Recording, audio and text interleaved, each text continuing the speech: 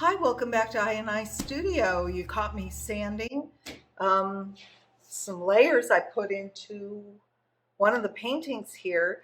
I was talking last week that the first marks on the painting were really beautiful, but the paint itself was not. So I have to add some complexity, which means I have to take big risks and I have to lose what I have in order to make it work and make it even better than that first impression.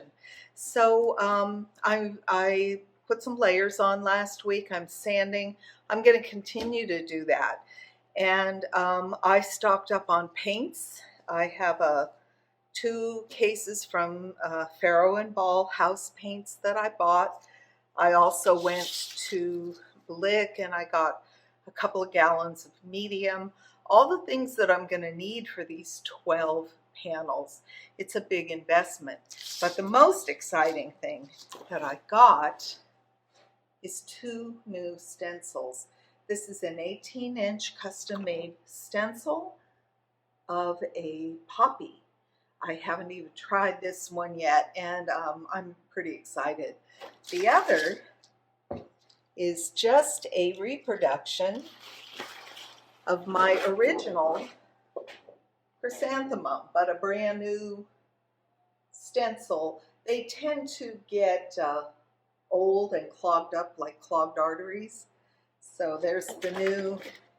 Let's see if I get the old for you. Oops.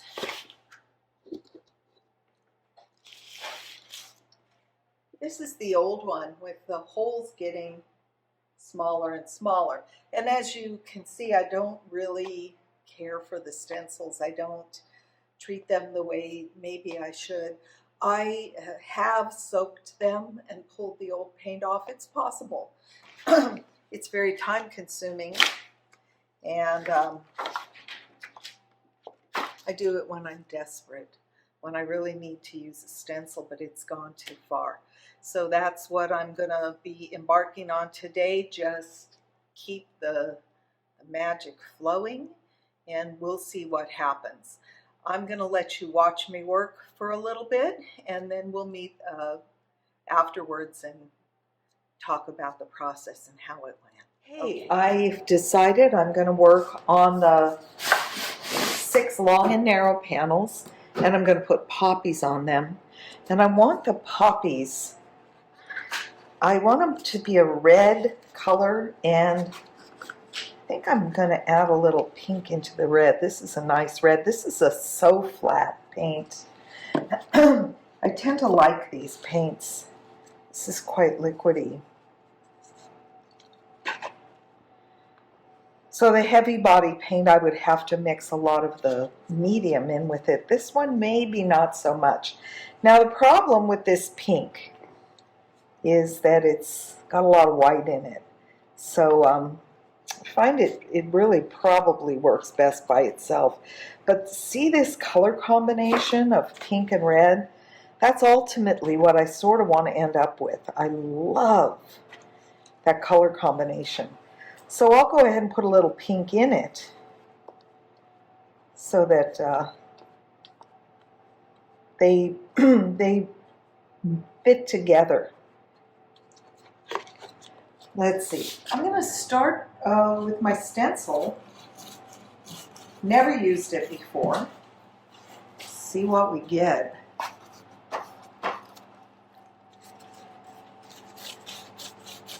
I'm really excited.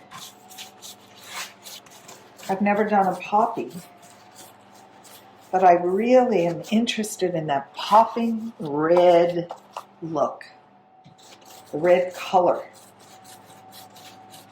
And the way that hopefully the red will float above the whole composition.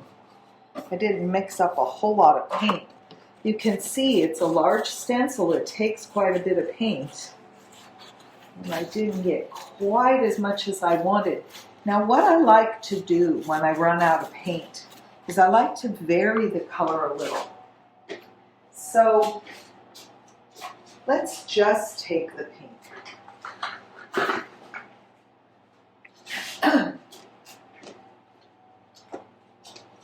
get a little variation in this color by just adding pink. I could thin that down. I probably don't have to. I'm wishing I had bought a large size in this pink because I love it. It's called quinacridone pink, quinacridone rosa. Beautiful.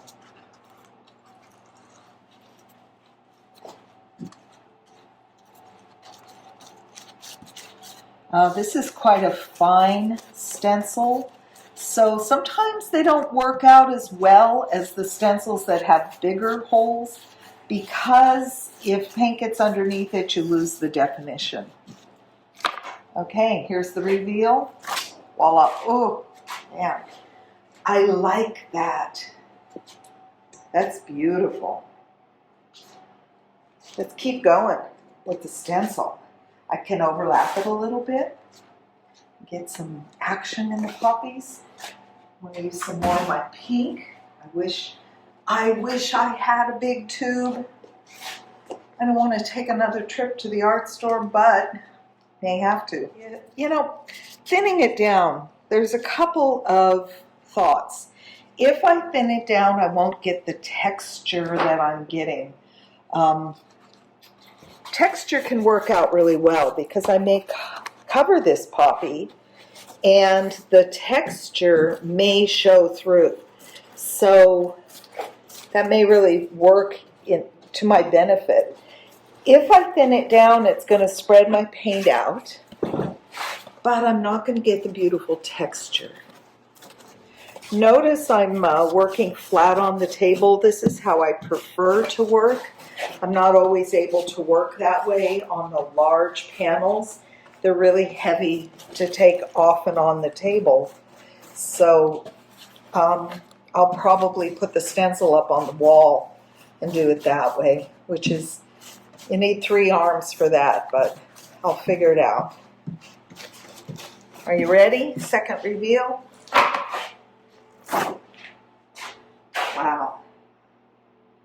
That is cool. I think I want another one.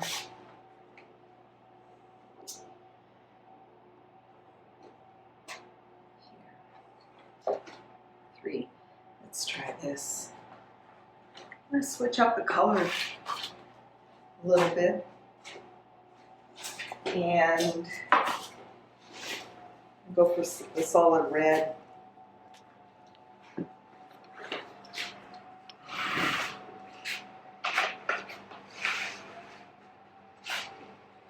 So there's just little subtle differences in the colors.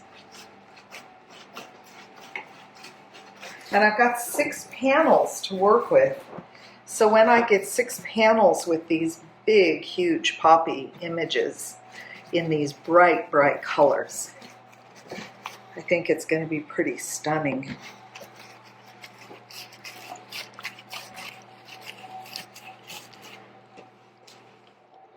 Reveal 3.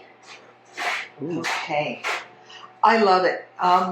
Now, what I'm thinking the next step is, I like the wood grain. I want to retain some of the wood grain, but not all of the wood grain. So I'm going to choose a background color and I'm going to paint it in.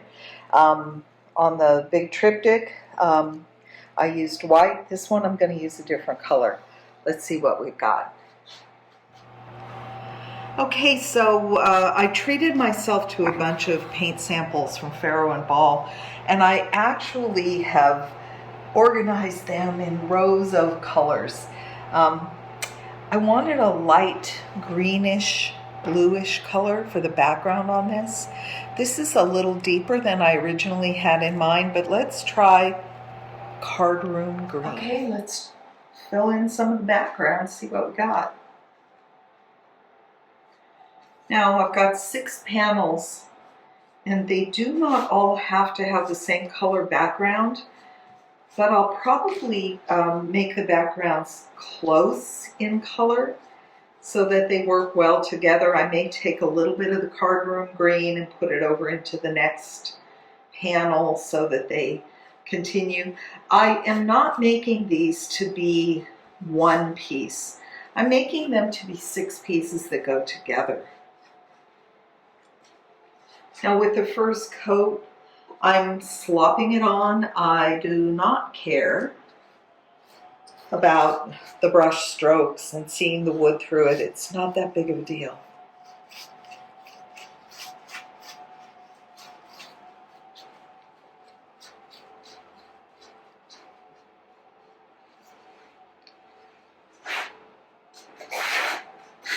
I'm interested to see what happens when I go around the flower and leave the wood in the flower coming out. I'm roughly outlining. And the more you work into it, the richer your background becomes. And the more varied your subject matter can be. I may go over these poppies more than once, but because I'm using the natural wood, I may choose not to go over them that much. I might want to preserve the wood. I'm kind of outlining like a coloring book. You know how they tell you, as an artist, you know, color outside the lines. I'm not. I'm coloring right in the lines. Because you can do what you want. And if that's what it calls for, don't be afraid.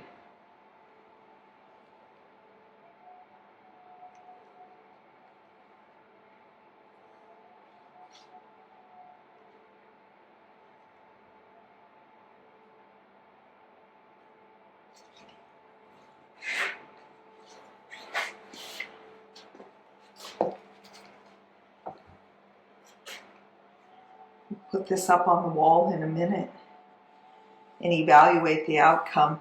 I think it's going to really become exciting when 6 of them are done similarly. And this is by no means the end game. This is just a step in the process. It's pretty dramatic so far. I like it. And then I could blend some of the chrysanthemums in with this if I want. And my thought is to get the real dynamic, the real strength of nature emerging. And they feel very spring-like to me, which is a welcome feeling in this frigid cold we're having here in California. Okay, so I'm going to continue on. Remember that your painting is a practice. Practice makes perfect. You can't do it all in one shot. Experiment, see what happens. I think it's been a pretty good day in the studio. I got 4 of these panels started.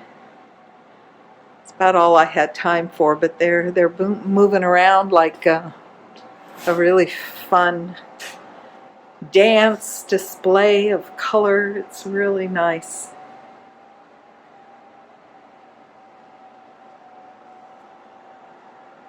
You never know where you are in the process. You can be working on these for a long, long time, but I'm having a lot of fun. I'll catch up with you next week and keep you abreast of my progress. Have a great week.